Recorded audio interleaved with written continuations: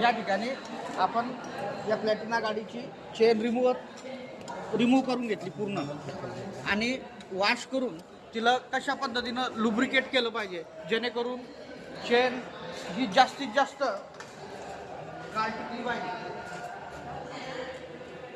जेणेकरून चेन ही जास्तीत जास्त काळ टिकली पाहिजे त्यासाठी अशी प्रक्रिया करणं आवश्यक असते। आता ही चेन पूर्ण आपण स्वच्छ करून घेतली।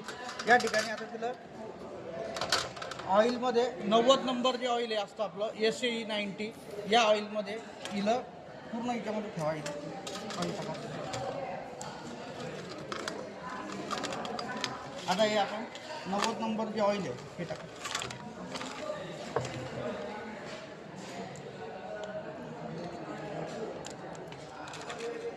पूर्ण हिला लुब्रिकेट करून घेणार।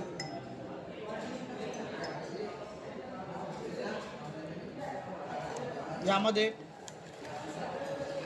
प्रत्येक लिंकला लुब्रिकेशन झालं पाहिजे ही मानसिकता सगळ्यात पहिले अगोदर डोक्यामध्ये ठेवली जाते आणि प्रत्येक लिंकला जर लुब्रिकेशन झालं तर याच्यामधल्या ज्या पिन्स असतात त्या झिजणार नाही, घासणार नाही आणि चेनसुद्धा चालू गाडीमध्ये किंवा चालू स्पीडमध्ये गरम होणार नाही आणि चेन तुटण्यासारखे किंवा चेन व्हीलसेट नेहमी बदलण्याची गरज आपल्याला पडणार नाही। आता हिच्यामध्ये आपण अर्धा तास ही चेन ठेवणार आणि गाडीवरती परत रिपीट करणार। ओके।